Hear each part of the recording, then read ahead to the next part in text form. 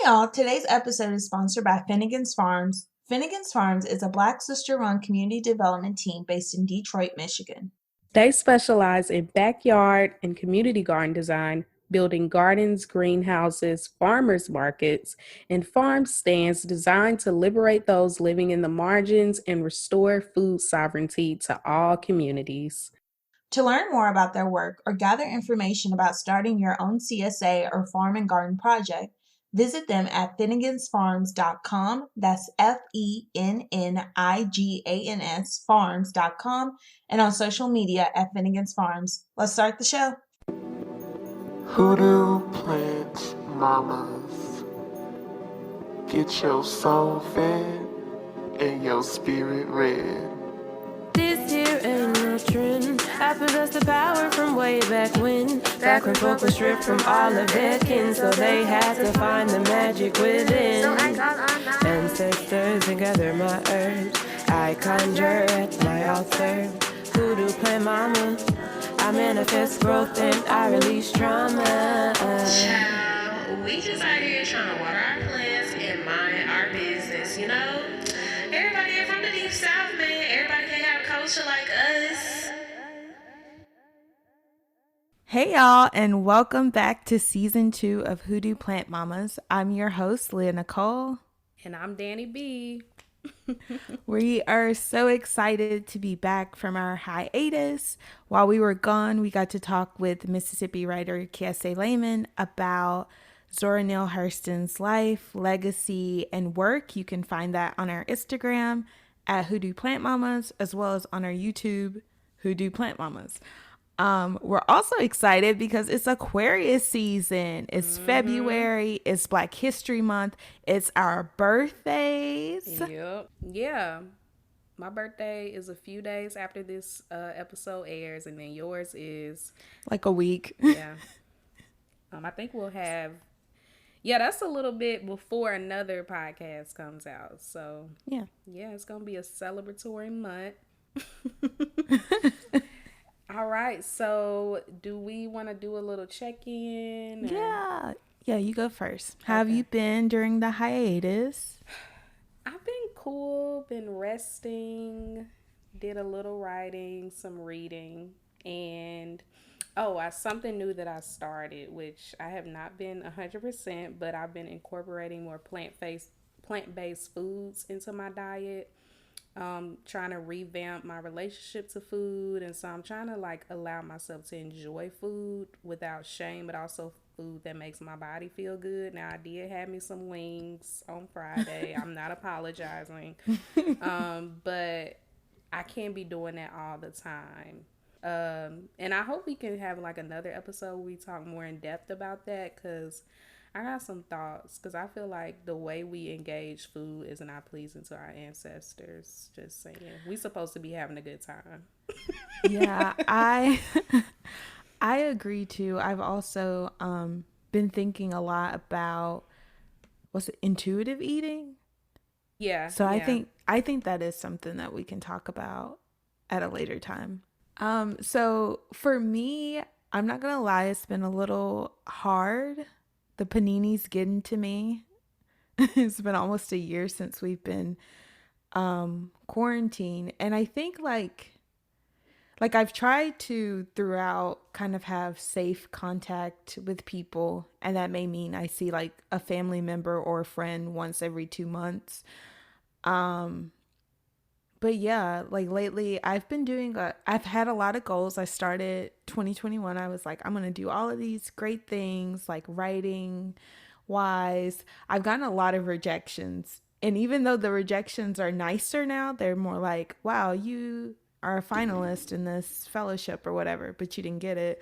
It's still hard, because I think that mixed with the isolation makes it a lot harder to deal with. And I know people are trying to be nice, because no one wants to reject anyone at this time, because tensions are high. But yeah, well, that's hard. A good sign. I'll say that. I know somebody once told me that when you start getting personalized rejections or finalists and that kind of thing, that means it's coming soon. Whatever it is that you trying to get picked up is coming.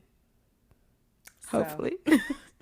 listen, I got a rejection too a few days ago and it hurt. Like, I was like, damn, man. I mean, like 1,400 people applied, but I was like, damn, I don't know. It still hurt because I feel like I really needed it.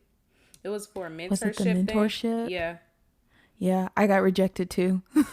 I was like, I really fucking needed that. I gotta stop cursing, y'all. If you made it this far, I curse sometimes, and it's not like on purpose. It just slips. But I really needed that, and so it hurt. But it is what it is. Whatever's for me is for me. Yeah, I got rejected from that too. And I applied to this grant. It was like $2,000, and I was so excited because they emailed me in October and was like, "You're a finalist, and we'll announce the winners in a few months." And I was like, so it was just the fact that I was so close to money, I know. and I didn't get it. I was like, okay. It sucks.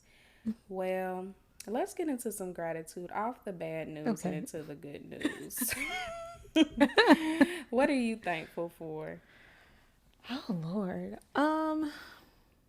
I'm gonna say that lately I've been thankful for my therapist that I've had for the past year and a half. She's a Black woman. Um, because just being able to like talk to her openly and frankly has been very helpful this past year. And also having someone who's like an older Black woman look at me and be like, "I'm so proud of you." And she's like, "You're such a strong person. You have a lot of courage, and you're all of these good things, and anything you want in life, you go after it." And I'm like, "Thank you for being nice to me." So I'm so grateful for her, and I'm grateful for the kind of relationship that we've developed over this past year and a half. Yeah. You know what?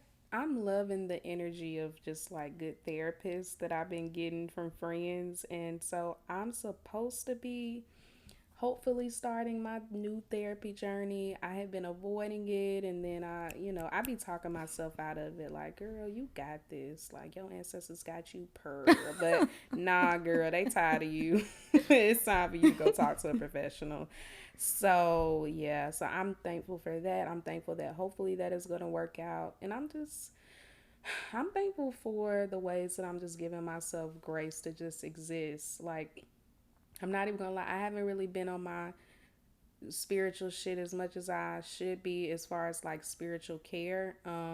I did clean up my house yesterday because I felt the energy of judgment around me. Like, girl, you need to clean up. It is real dusty in here. So I cleaned up yesterday, cleaned off my altar, and probably will have some altar time later today.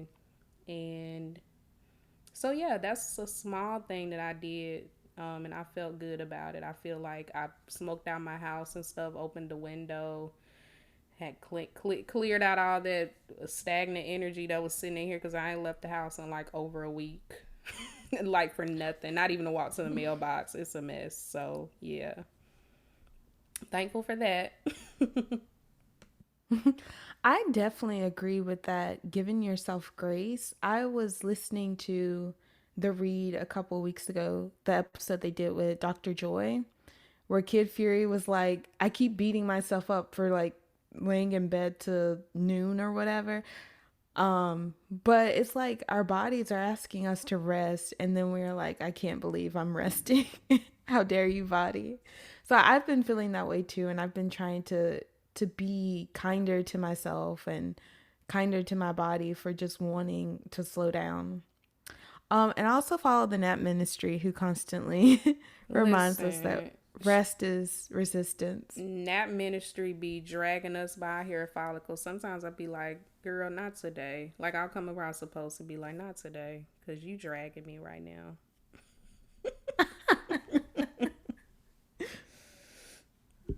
So yeah.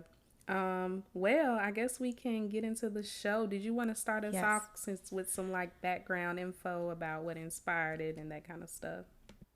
Yeah, so today we're going to be talking about secret versus sacred in terms of religious practices, or maybe, yeah, in terms of religious practices and rituals. So in January of 2021, Azealia Banks documented herself digging up her dead cat and cooking it.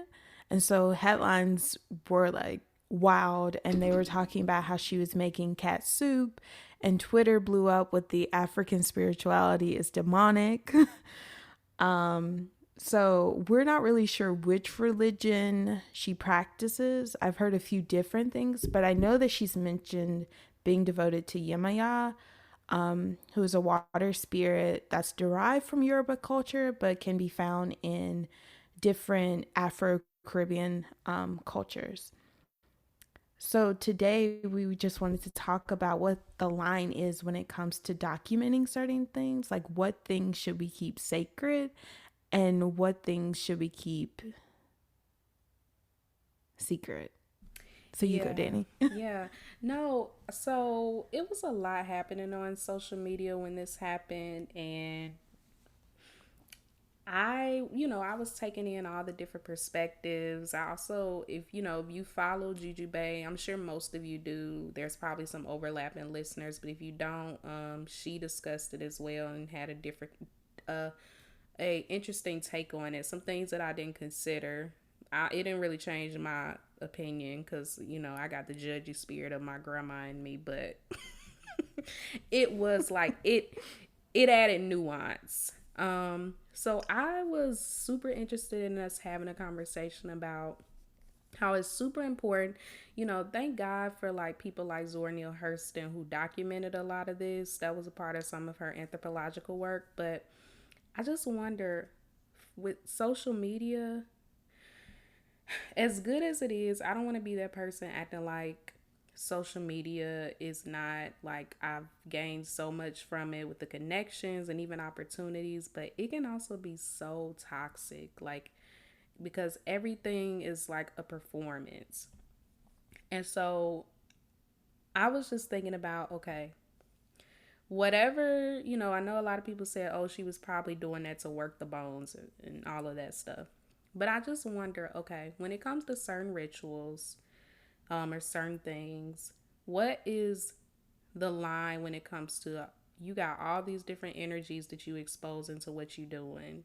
And like, yeah, you could have put some kind of protection work over it, but I don't, one person's work against millions of people watching you and judging you and putting the evil eye on everything you doing. I'm just saying, like, I feel like it's still setting yourself up in a way. Like, we not God. Like, at the end of the day, you can have a lot of power in you, but we are not God. So I don't know. That's just my take on it. Like, what's the line between we need to be documenting this so we can normalize it and pass it on? Because I don't know. I mean, I guess I learned about um I met people that put me onto altar work. I didn't get it online. Like, I didn't find out about it online. I just happened to get connected to the right people. But then I started listening to Juju Bay podcast and I learned a lot, and then kind of assisted in this journey I was already on. Um, I also was a person that used to post my altar before I kind of like jazzed it up a little bit. I used to post it. I didn't used to comment and say this is my altar. I used to just post it. And now I don't, because I started getting a bad feeling about it. Like, I started feeling like, girl, I don't think this for the internet. Like, something in my head was like, don't do that. So yeah, what are your thoughts? Like, what were you thinking when that happened? I think I didn't see like the spiritual side of it first. You texted me and you were like, "Have you heard about Azealia Banks?" And so I googled Azealia Banks, and they were like, "She's making cat soup and cat stew," and I was like, "What?" And then they were talking about she dug her dead cat up from the ground and cooked it. I'm like, ugh, gross. But then it took me a while. I was like, oh, maybe she's working the bones or something. But I did get caught up in those headlines because the way they framed it was kind of like she's going to eat this thing. And I'm like, why would you eat something dead and decaying? That doesn't make sense. But I also think about how how that's being used to demonize this African based religions. And I saw a tweet that was like, how come whenever black people do something like, you know, that's based in African spirituality, it's always demonic? Why aren't you ever like extending yourself to be like, oh, well, why would they do this or something? Why is it always seen as demonic? Because even, I don't mean to oh, interrupt okay. you. I was gonna Yeah. say, so before we started recording, you were talking about taxidermy and how that's not seen as demonic, but when we do stuff with dead animals, it is. I don't know if that was what you forgot to mention, or I just remember you made that comparison. But anyway, so I didn't mean to interrupt you. It's my bad. Um, but also, yeah, I do think about different types of sacrifice. And even like, I've written before, I haven't published it, but I've written before about kind of this cycle in Mississippi. We're from a place where a lot of deer hunting happens, but people don't know why the deer hunting happens. And it happens because in the early 1900s, Teddy Roosevelt came to Mississippi. He saw a black bear, he wanted it, he took it. And so a lot of people went to Mississippi and started killing black bears. And black bears were the natural predators of deer. And without black bears, deer the deer population exceeded the human population. So now every season, people have to go out and kill deer in this ritual to make up for the fact that they killed bears when they should not have been interfering with nature at all. And so, like, there are all of these different types of sacrifices that are seen as normal. Like, to me, the idea that you have to go and kill more to make up for the fact that you killed something is abnormal. But in African spirituality, a lot of times the sacrifices are like exchange of energy. It's not with ill intent. It's not like I'm just going to take this life for no reason. There's a reason behind it. There's something about it that's like an energy transfer or balance. But in our everyday lives, there are always these sacrifices that aren't, I don't want to say aren't good, but they don't bring balance to the world. They aren't meant to, I don't want to say bring good, but just, I think it's bring balance. And Yeah. even we've talked before about the different types of sacrifices, like lynching is a sacrifice, is a ritual. To continue to uphold white supremacy or white hierarchical. Oh, my friend she uses a different term that is probably better than saying white supremacy, but same thing, to uphold white supremacy or a white hierarchical system. Maybe that's what Mm-hmm. she said, something like that. But that's true. Like, there are all these different types of sacrifices in other traditions that I think are more violent, more dangerous, that wreak more havoc on this earth than an African based one. And while yes, I've never sacrificed an animal, I'm not above someone else sacrificing an animal for me. Listen, I just said the same thing because I'll admit this too, and I know when I be projecting, okay? I live in my truth. I talked about this on the last episode about social media. I was getting annoyed because people was like, y'all claim y'all practice this or y'all don't know, but these practices get dirty and da da da da da. And I'm just like, listen, I understand that a lot of our thinking around this is definitely very much like colonization. I hope I said that right. But it's very much like we have been convinced that certain things are, demonic or unnatural and that kind of thing. But at the same time, like, everybody in the community got a job. Like, not everybody in the community is a healer. You're not just gonna go to everybody in the community to make you an herbal tea or some kind of like medicine.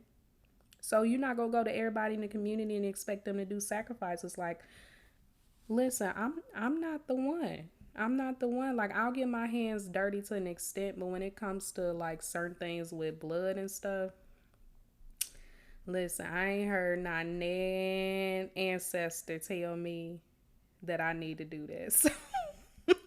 I just haven't been called to that, and that's fine. And I think sometimes on social media, when we're that's why I say you got to kind of reel it in with listening to all those different voices, because they'll have you thinking you got to go out here and start killing chickens. And it's just like, it's not, that's not everybody's thing for particular reasons, you know? And maybe some of that is rooted in a problematic place, but you can't expect us to undo 300 plus years of this. You got to try to meet people where they are. The fact that people are starting to make altars and acknowledge their ancestors, like, thank God for that. That's a miracle. Because you got people out here still talking about, you ain't talking to your ancestors, you talking to demons. No, you, maybe that's what you doing. Maybe you talking to demons, but I don't know what you're talking about, beloved. So yeah, that's another thing that this sparked. It sparked a lot of conversation that could also, I don't want to say scare people away, but make people think that you got to be, you know, full on with everything. You got to be deep into it. You got to go to the graveyard. Please don't. Please stay in your lane. Okay, don't get something on your head that you can't get off.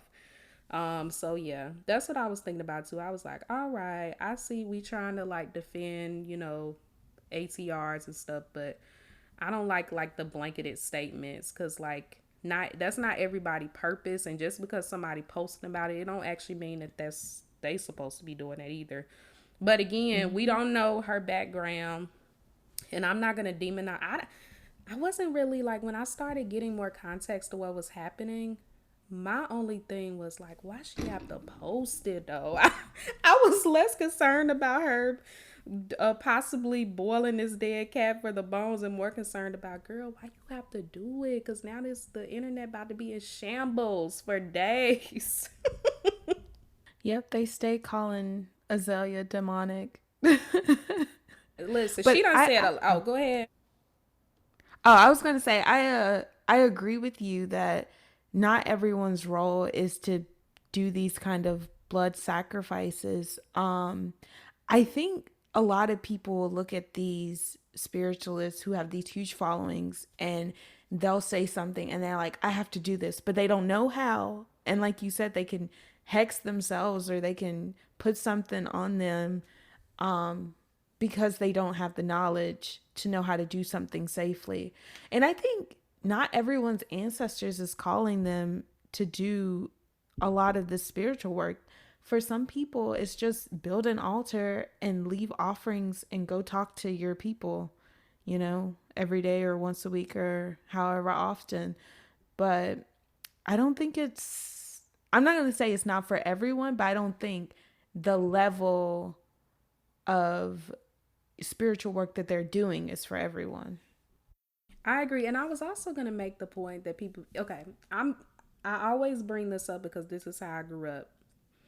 If you grew up in church too. Now, did sacrifices not happen in the Bible? Because I be trying to figure out why some people who be trying to put, like, because it was a lot of Christians saying wild shit on the internet. And I'm just like, where y'all was at in church? Because I was listening, because I thought it was interesting. And I remember sacrifices being mentioned in the Bible. So yes. What is the truth?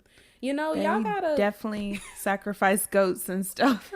So that's what I'm saying. That's why I'm always perplexed, because I'm just like, I was that kid that asked the hard-hitting questions. And that's why I used to get shut down a lot in church, because no, I'm actually listening. This is fascinating. Because like, Jesus did what? Are you serious? Like, that was me in church. Like, wow, I was fascinated and I asked questions, and I remember a lot of what I learned. So I just, sometimes when I see that stuff happening, I'm just like, where the hell were y'all? Because y'all got a lot of opinions for people that are acting like the same stuff that don't exist in the Bible. Like, I'm always confused. I'm always confused. So I think like in this whole discussion, there's the need to kind of be a bit more secretive with what goes on behind closed doors. I think even with Azealia, I think if she had the cat bone after she had done the work, I don't think it would have had as much of a backlash compared to her actually going outside, digging it up, showing people what it looks like while it's stewing, and then doing this whole process, which even though I feel like she's probably doing it to maybe spread awareness, or even to document for other people who are like, I want to use my cat's bones and I don't know how, but I think one, a lot of this work needs guidance, and two, it's hard for some people who are younger, whose elders are disconnected from this work, who don't have family members who actively practice it, to get the information that they need to work. And I know, like we say, a lot of this is intuitive. You can go to your altar, you can ask your people, and or you can divine in some kind of way. But a lot of people don't have the access to this information, and they want it. So it's like, how do we document enough to give people the information they need while also keeping our practices secret and also sacred? I do want to add that I follow Mama Ru on Facebook. I also follow another person who, or we're actually Facebook friends on Facebook, and they practice hoodoo.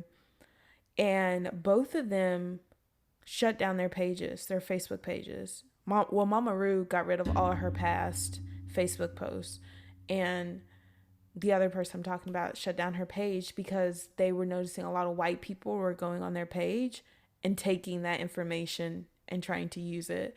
And so that's another part of keeping things secret, and sacred, because you don't know who's out there trying to use it against you. Yeah. And I was going to say, oh, it was something you said and I really liked it. I be going blank. Me too. Dang Mercury it. is in retrograde. Be patient with us. Oh my gosh. It was a really good point you made that I was going to say.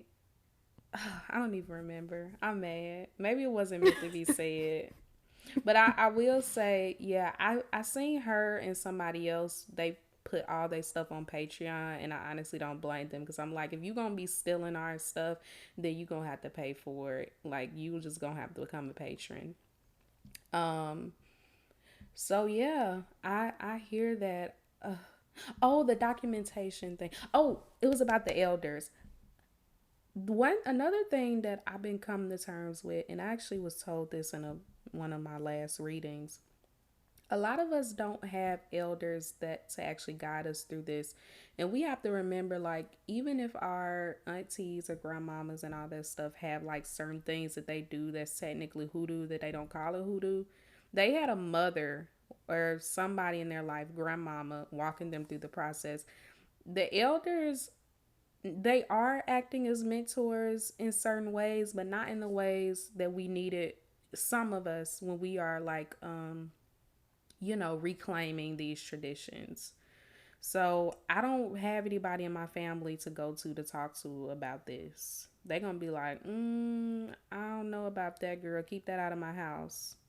Period. Like, and that's hard, because you're basically, even working with spirits, that is something you develop over time. Like, I don't even feel like I'm all the way there with like my development in learning how to communicate with spirits. It's an ongoing process, and it gets stronger over time with practice. But a lot of us don't even have the spiritual development to go to our altar and really get, like, it takes a lot to interpret things. Like, your ancestors have to speak to you through different ways, because you're still trying to learn how to communicate through that veil. So it's hard, but I do think that we have to tread lightly. For me right now, my money a little funny, so I'm not I was a patron to hella spiritualists, but I had to reel it back.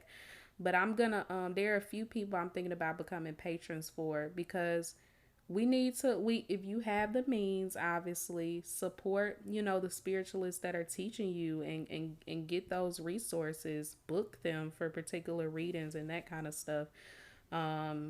And that can help you along the way, especially for people who cannot talk to their family. Like, you don't have anybody. Like, you can talk around it. The way I get information is by asking questions, like, about little things. But I'm not finna be come out. And so, hey, so, boom. I want to know how to do X, Y, Z. And I want to know what your... Like, nah, I can't. My grandma gonna be like, beloved... Excuse me, I did not raise you this way. We was raised, this is a Christian home. Okay, so yeah, I think that was my 2 cents. All right, so do you want to go to break? Yeah.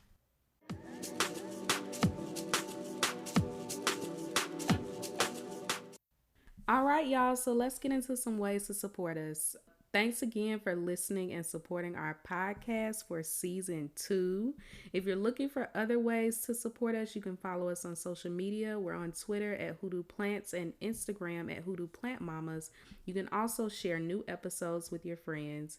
If you're into monthly donations, you can join our Patreon, where we share exclusive content like mini-sodes, tarot readings, and spiritual lessons.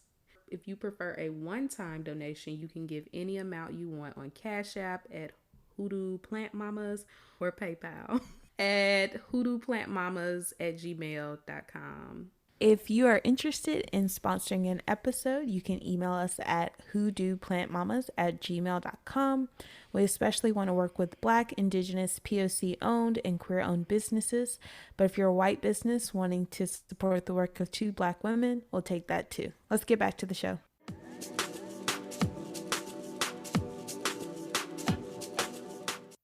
Keep your business off the internet. What's going on?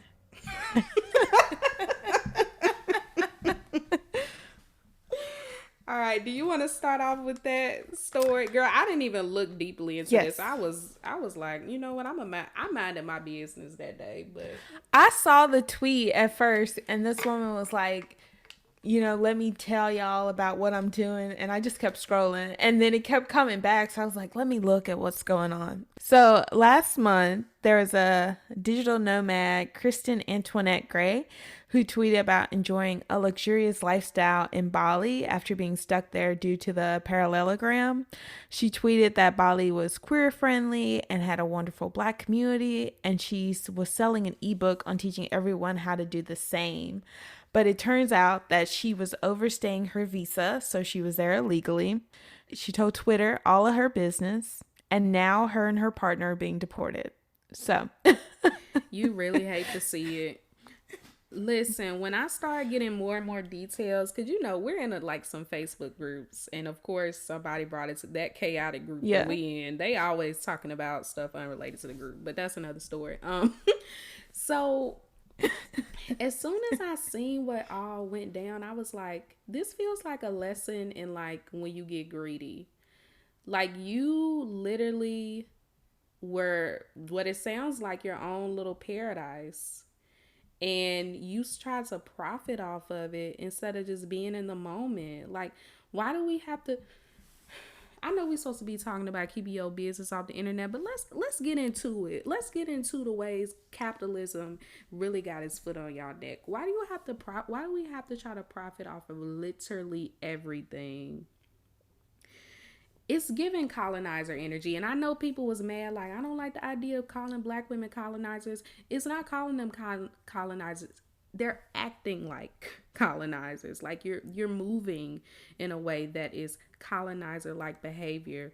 You go into this country, and instead of you just doing your thing, you no, everybody, buy my ebook so I can tell you also how to get over on this community and this government, because our dollar is worth this much more here. And also the fact that, come to find out, queer people are not safe there. If you are part of that community, queer people are still being villainized there. And now you falsely advertising this, and you actually putting people in danger, because maybe you and your partner, maybe it's queer friendly for particular reasons. Are you and your partner cisgender folks? Because that matters.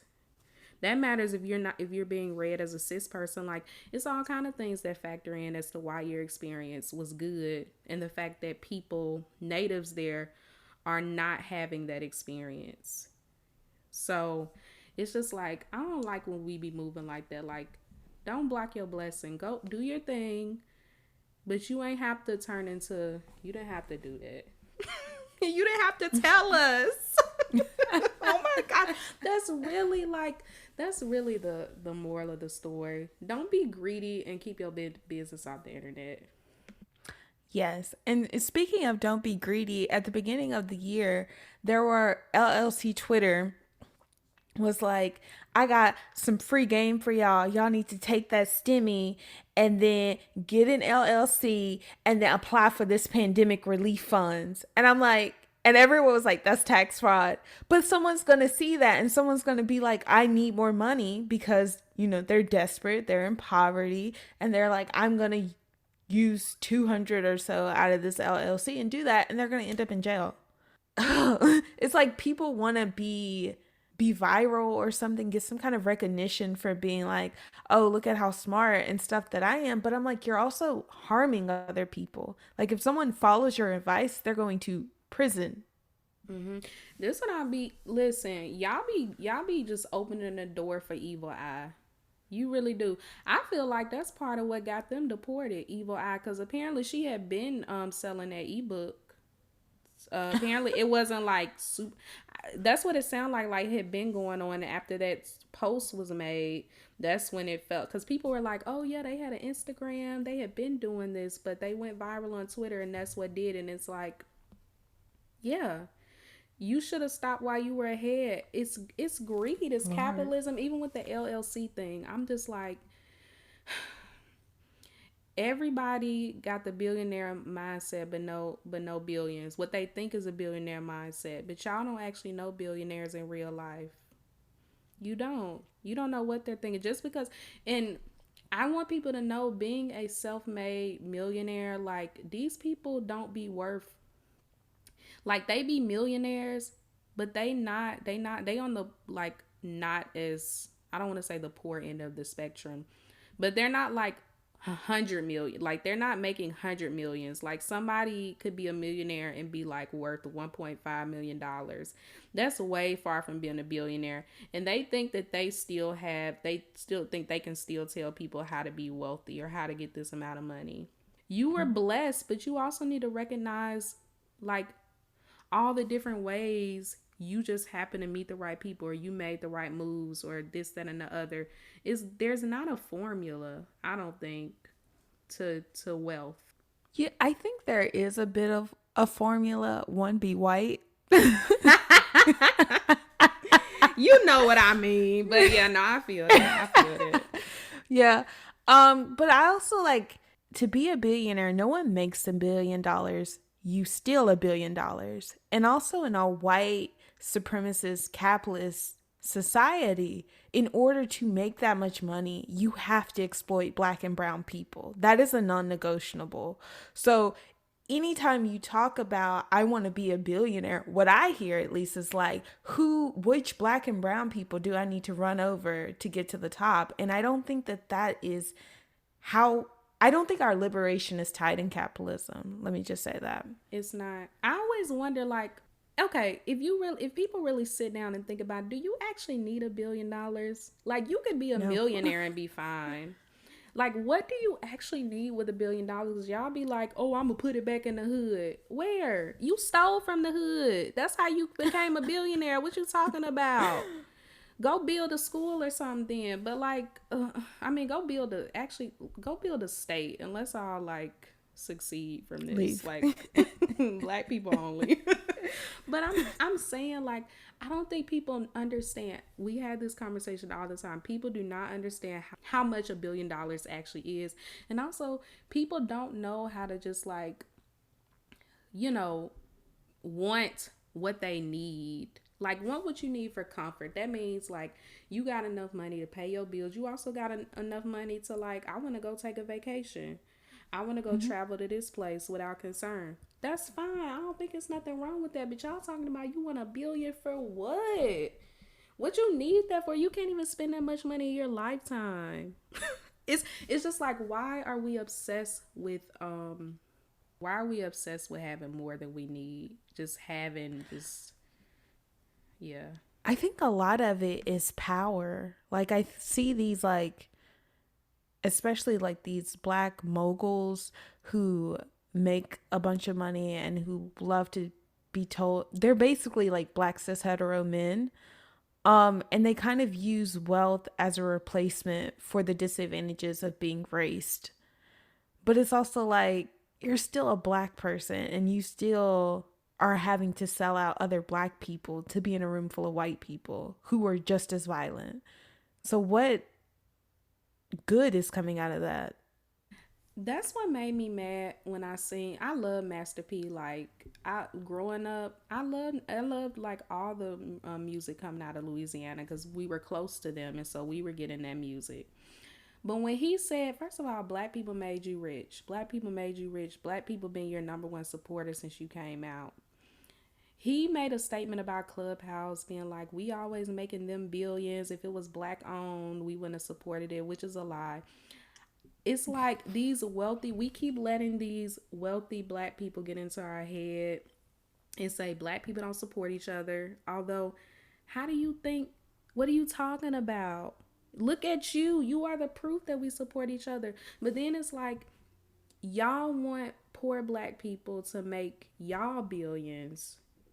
But you never talk about an economics that's like community. Like how can all the community be on? You never talk about that. You always talking about us making one person or this business person or that person millions, and then how does the community benefit? You want to talk about black people supporting people? Look at all these rich ass celebrities. We're the one buying your tickets until you go mainstream. But at the end of the day, you wouldn't have never got there. You got noticed because white people want to enjoy everything that we got. Everything we enjoy, they want. So they learn about you, and now you're mainstream because of us. We've elevated you to the point where you got noticed, and they wanted to take it. Because anything we got, we can't be nowhere having a good time. They like, what's that? What they doing? You mean they over there having a good time without us? Nah, let me get that. And boom. So thank you. You're welcome. But stop trying to convince poor black people that we not supporting each other when you are literally the proof that we support our own all the time. All the time. I'm sorry, I had been wanting to say that. I started thinking about that, and I'm like, he really said that. After we supported you, man. You was the dream. Like everything that you accomplished, you've been like, how do you describe it? People was like, he done lived like the hood dream. Basketball player, drug dealer. He done did everything. You were such an inspiration, but then you have to open your mouth because you're greedy. You're greedy. Anyway. I think about that too. Like every time on social media, if someone's business fails, like a black person, their business fails, they start blaming black people when like study shows over 90% of your customers are black.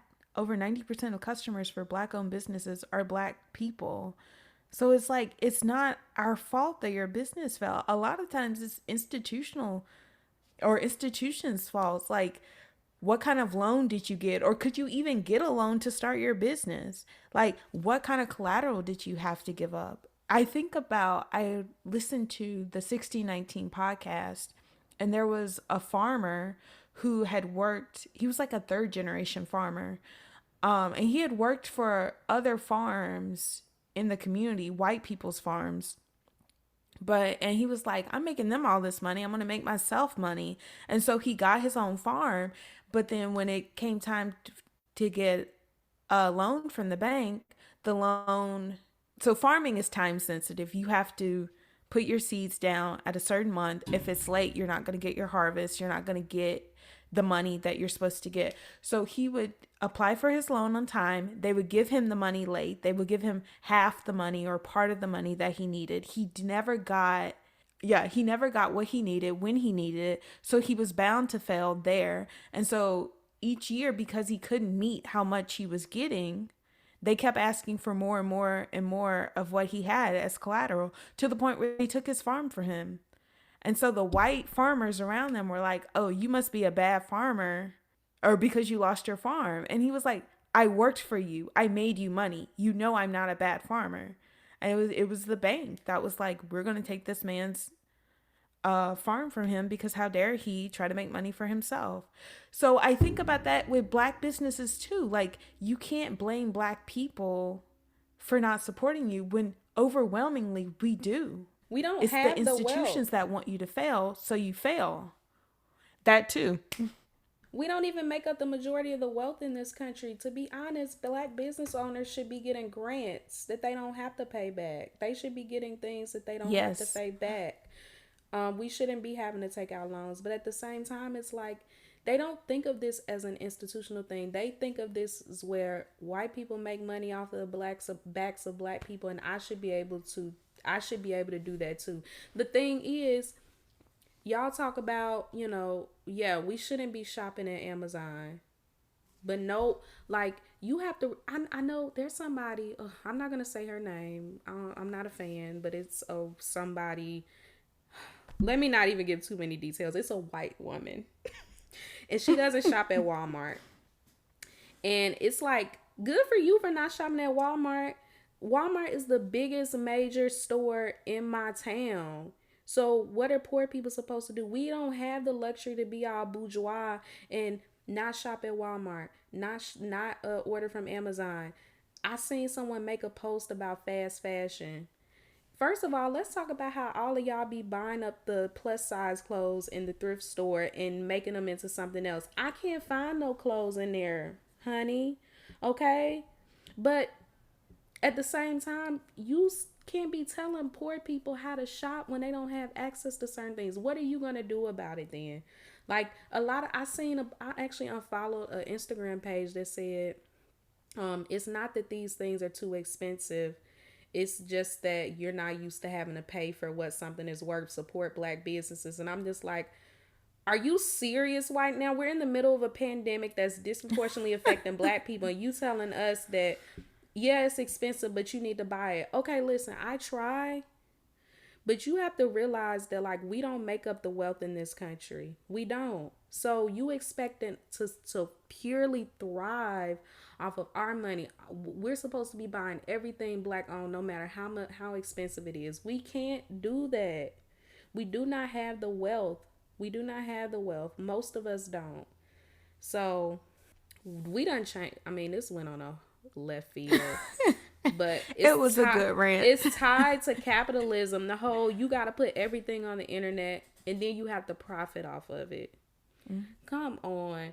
I had to talk myself down because I had started mixing me up some little teas and I was like, what if I could do an Etsy page? And I was like, nah, girl, just enjoy your shit. Like, enjoy making your oils. Make your friends some little oils. Put a little juju in it. You know what I'm saying? And that's it. You don't have to profit off of everything that you enjoy. Have some things to yourself, you know? Yeah, I want to add that. So when I had gone home a few months ago, I did readings for my family, for my mother, my sisters. So my sister was telling people, and people were like messaging me for a reading, and I'm like, this is not it's not for sale. And she's like, can't you just like do something? I'm like, no, I did that for you. Like, I'm not doing this for everyone. Oh my gosh, she gonna text you when she hear this. Like, girl, why you put my business out? She was putting my business out first. Okay, so listen, yeah, I barely have been doing readings for myself, so yeah, I feel that. I just want us to, like, my friend said something yesterday. I'm gonna say her name. She probably don't care. No, I ain't gonna say her name. You know who I'm talking about, probably. She was talking about how it's so weird because a lot of people would get into spiritual work and always be talking about manifesting money. And that's it. Like, it's always about money. And I started thinking about how I've done a lot of money workings. But I also, when I'm at my altar, I don't really ask for money. I be like, give me the sermon and, protect my home and that kind of stuff. And then sometimes I just go to, like, just breathe. But On the flip side of it, I feel like, well, most people's problems are tied to money because of the economic system we live under. But then at the same time, I could see it as y'all be doing too much. Like, it's the same thing with love. Like, you always asking for love or money. You also not, you also asking without offering the earth anything or doing anything in exchange. But I could see it as being some people be too caught up in like particular things and trying to like exploit their, I guess, like, I don't want to say exploit, but yeah, I can see that it shouldn't be all about money. Sometimes abundance, it includes money, but it's so many different things that you need. It's not always wealth. Sometimes it's abundance of love and support, which can turn into income or that kind of thing. But I think I saw both sides of that, but I thought that was an interesting observation because I was like, damn, you right. Because I feel like, particularly last year, I was doing a lot of stuff attached to money, but it wasn't for selfish reasons. It was because I needed it. And I feel like some way or another last year, it was weird. I always told someone, I don't know how I turned needing 600, like, for instance, saying I had bills worth 1,000, which my bills come out to be way more than that. How I make $600 into $1,000, I have no idea. But some kind of way, I'll pay my bills up to the dollar amount and have like maybe $10 left, and I'll be like, I don't know how this happened, but thank God, because I thought I was gonna overdraft, and that's how it worked out for me last year. Like, I had everything I needed to a T. I didn't have a lot to spare. I had some moments where I was iffy, but that's just how it worked out for me. But I think that, yeah, some people do get greedy. So I could see that. I don't know. I just was thinking about that. Even money work. I was thinking, like, I had a few $100s come in this month and I don't have a job. And I didn't do any work. So I'm like, dang. I was like, they really just was like, here goes some money. I'm like, thank you. I think a lot of things impact that, but so I was thinking more about the role of social media. I follow Asia Monet, who's I started following her because of spoken word. I'm pretty sure she does other things, but she was talking about the need to use social media more for promotion because she's a creative, so she uses it to promote her creative work, and less about your personal diary. And I will admit, I have a few Twitters. One I use as a personal diary, one I use for a professional standpoint. And also my Tumblr, I would use, like, just put all my business on Tumblr. But since some of the things I put on Tumblr, I wrote in a book and I had to change the names because I'm not trying to get sued. I had to delete that Tumblr. So all those years of all of that, I had to delete it. But so what got me thinking about this was a girl that we went to college with. She had a whole pregnancy, didn't tell anyone. She was on Facebook every single day because she would post these memes, and I looked forward to everything she had to post. And then she was gone for like 3 weeks. And I'm like, is she okay? She hadn't been posting. And then she came back posting. I was like, oh, okay. And then like 2 or 3 months later, she was like, I almost didn't post him, but he was looking too cute. And I was like, is that a baby? And she had a whole baby and a whole pregnancy. And her whole family was like, oh, we thought you were never going to post him. That's so funny. Somebody I went to high school did that. I mean, goals, TBH. That is my life goal, is to just, like, if I have a kid, I don't want y'all to ever see him. Listen, I don't blame people. Some people is extra nosy. The person I went to high school that did that, they posted a picture of them like super pregnant, like about to have the baby. They hadn't mentioned anything.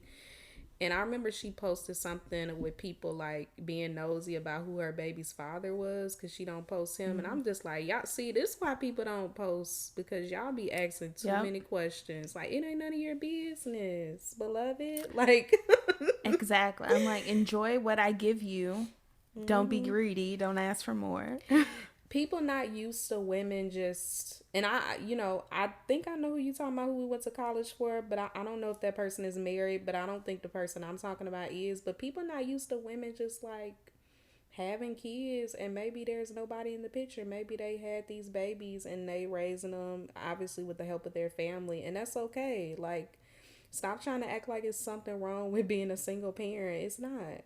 Some people, listen, never mind. I'm about to get on a whole nother rant, but I'm just saying, like, it's always on the woman. Like, if it was a man that posted that, they wouldn't be being all nosy or being like, I wonder where the mama is.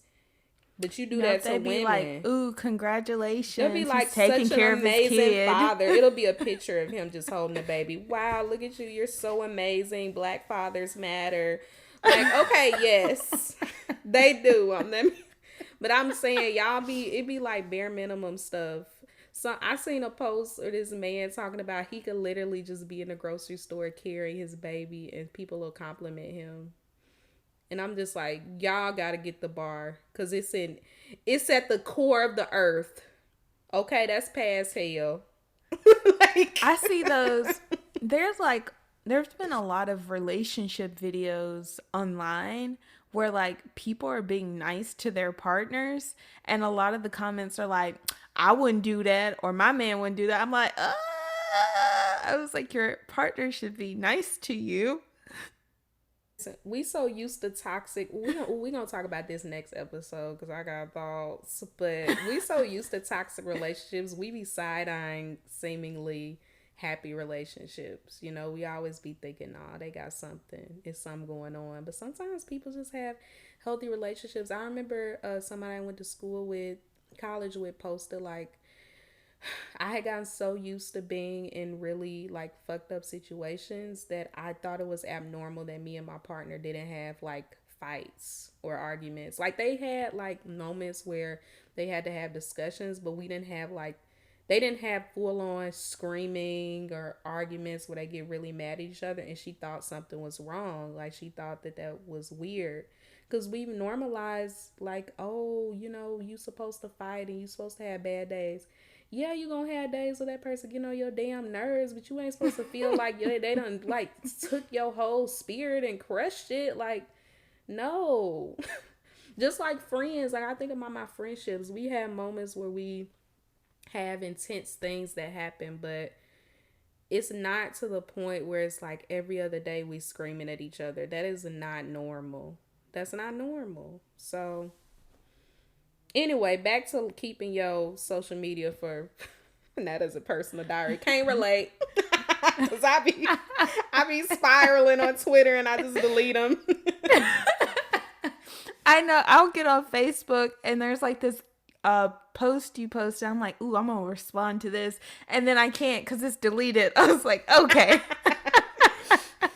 Man, it be long too. Sometimes I'll save them, and then sometimes I'll be like, nah, that was just for that. It was there. Whoever got it, who didn't. That's okay. No, because, okay, I have self-awareness at this point where like, is this for the internet or is this for God? And then sometimes it's for God and I have to delete it. And then sometimes it's just like, I don't want people to know that I'm going through this. Like, because that's another thing. Sometimes people be happy. I am such an auntie. I don't know if this is like auntie behavior, but I'm like my grandma. Sometimes people like to see you not doing good. They like to see you struggling. Okay, no, you're not gonna see my L's. I'm gonna do this privately. I do post on Twitter how often I get rejections because I feel like one day I'm going to get an acceptance. And so when I get that acceptance, every single rejection that I went through to get there. So I will post that. But I think a lot about the difference between using social media to share your joyful moments but also using it to protect your steps, because there are a lot of things that I do that I'm not telling anyone about because I don't want anyone to try to discourage me from it or project anything on me. So I just keep that off social media. I got a diary. I started journaling. So that helps. But I also think social media can be good for sharing joy, for sharing your good moments. And I understand like people when they have babies, because having a baby is a lot of work. So I understand them being like, look at this thing I made. But also for me, I'm kind of like, I don't want everyone in my business. I agree. I'm like you. Occasionally, I post stuff about my writing and struggles because I think people need to see. Like, because sometimes I was talking to my friend about this, how I got a couple of publications coming out that's gonna look like they back to back to back, but really I got hella rejections. One of those publications was should have been published, but I got ghosted by a lit journal. Like it was fucked up, and so people see that, and sometimes they'll over idealize or whatever your journey when it's really like, nah, it just happened like this, but it hasn't. This is not me just like winning, like oh she out here. This is like years of stuff not working out, getting no's, and finally something happening. Like finally somebody saying that like, okay, we're gonna publish this. It takes months. You know this, especially with poetry. Yes. It could take 6 to 12 months. I'll say 6 to 8 on average for you to even get a response. And then it could take another 6 months for your shit to even get published. So when you see people getting hella publications, just know they likely was submitting that stuff a year or two before, and in the middle of that they was probably getting a bunch of rejections, like in the middle of them having submitted that like a year or two ago, hella rejections.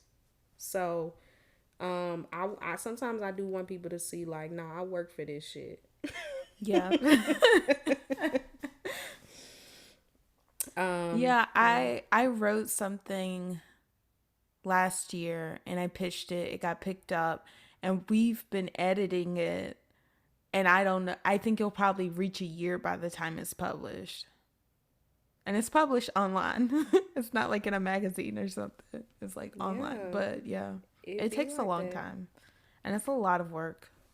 Yeah, but I like what you said about like sharing our joy. I don't think I do that a lot. I think about it. All I do is post stuff being sad and delete it. But you're right. I need to start. I'm trying to get better. I finally bought a camera because Ooh. I plan to do like a documentary project for my master's thesis.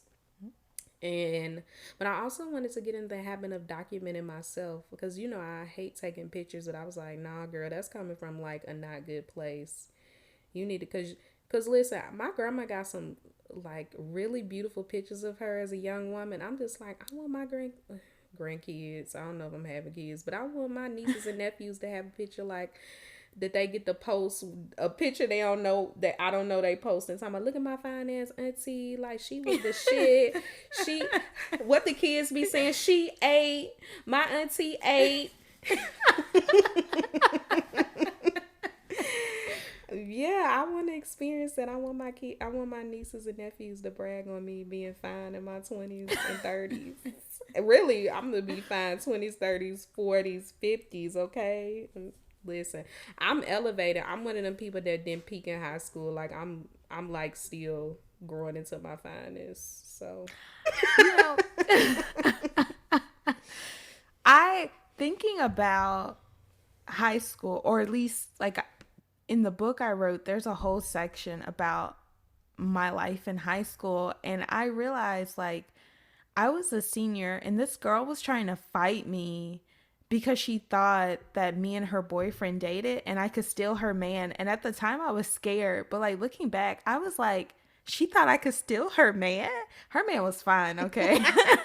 I was like, oh my God, I was a baddie. I didn't even know it. I I did was like, not wow, miss high people thought I could school. steal their man. I do not miss that because people could just decide not to like you for no reason. I remember there was like a rumor about me. To this day, I don't know who started that.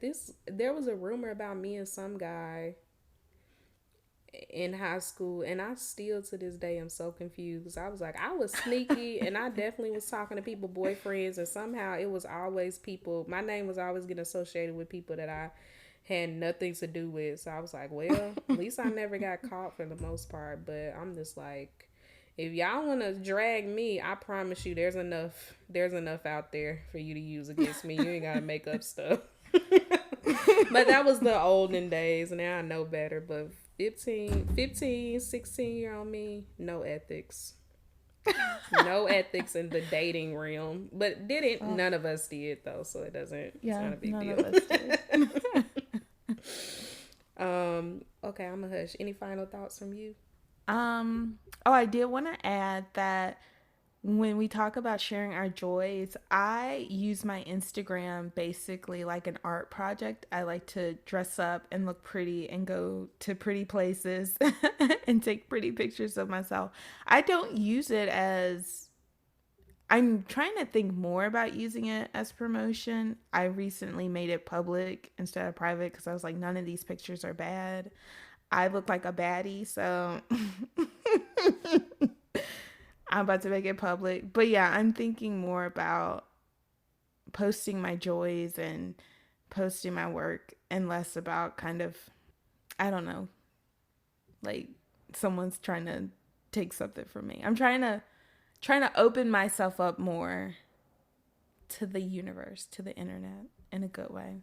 I don't know. I keep looking at Chloe Bailey and we're going to have some Chloe Bailey inspired posts. I love her. I think I'm more her sisters. I align more with Hallie. I love her. I love both of them. I don't really like the way people doing this weird thing between them.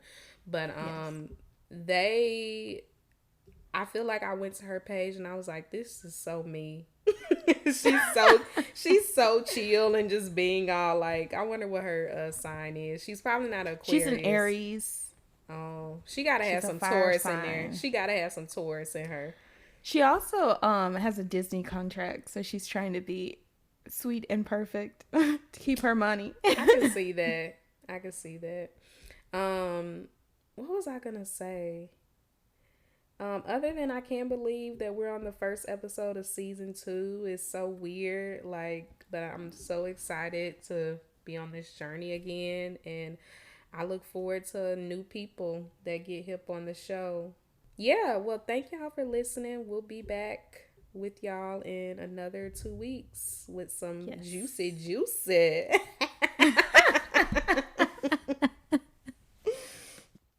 So if you like this episode, you can like, rate, and review Hoodoo Plant Mamas on Spotify, Apple Podcasts, Stitcher, or whatever streaming platform you use. Give us those 5 stars. If you leave a review on Apple Podcasts, we'll make sure to share it on the show. The Dark Jedi Knight wrote to us, I love this podcast so far, informative and possibly groundbreaking. Thank you, The Dark Jedi Knight. If anything from the show resonated with you, make sure to share it with us on social media. You can find us on Twitter at Hoodoo Plants and Instagram at Hoodoo Plant Mamas. Stay tuned for the next episode where we'll discuss love spells and dating. See y'all in 2 weeks. Yeah, bye. Bye.